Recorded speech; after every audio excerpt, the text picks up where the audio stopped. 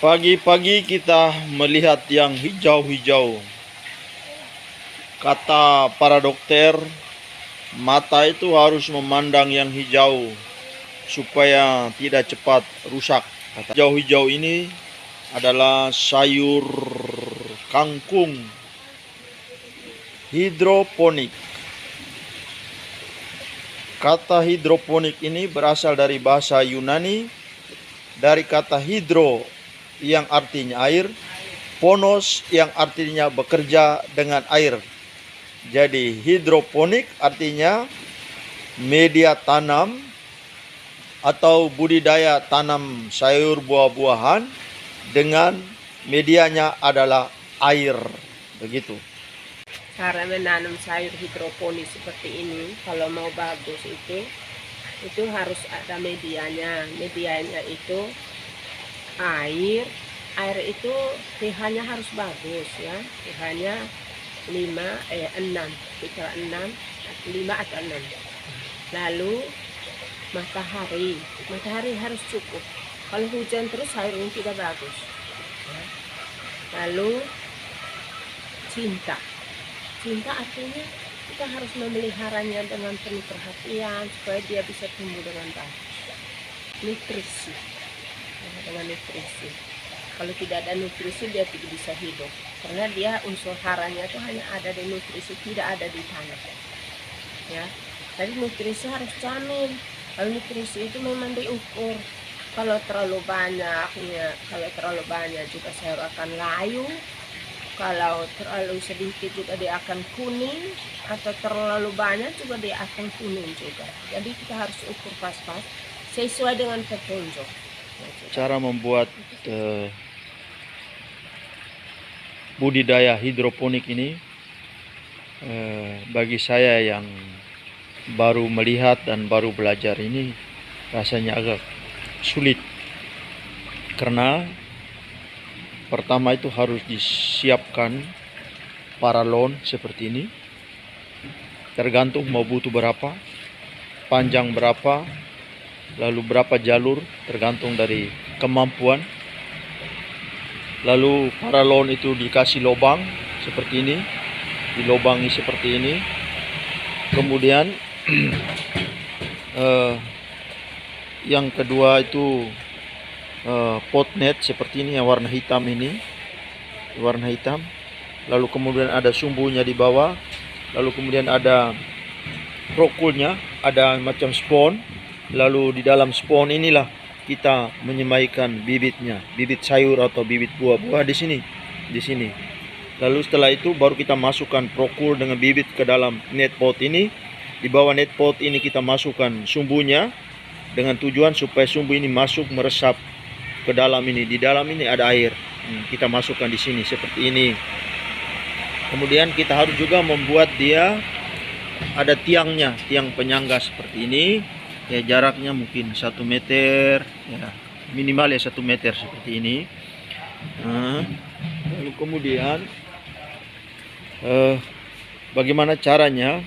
Air itu rupanya di sini seperti ini, saudara-saudara. Ini bahwa di dalam ini juga harus ada sejenis bak, begitu, ada drum penampung air. Nah, disinilah air nutrisi itu ditaruh di sini sesuai dengan takaran ini, ditaruh di sini. Lalu di dalam bak air ini ada mesin. Kita tidak bisa angkat, tapi tidak apa. Ada mesin, dan mesin ini, mesin sanyo kecil ini, juga berfungsi untuk menarik air dari dalam bak ini naik ke atas seperti ini, ke atas terus. Nah, dari sini baru dibagi ya, dibagi di sini ada 2, 4, 6, 8. Di sini ada 9 jalur pipa ini, dan setiap pipa ini harus mendapatkan air. Airnya masuk dari sini.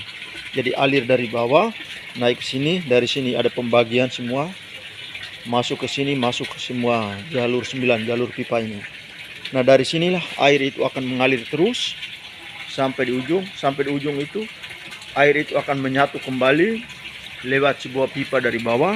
dan pipanya ini mengalir dari sana kembali ke sini. Jadi air itu terus berputar, sirkulasi airnya terus berputar seperti di akuarium itulah. Ya, seperti ini. Lalu kemudian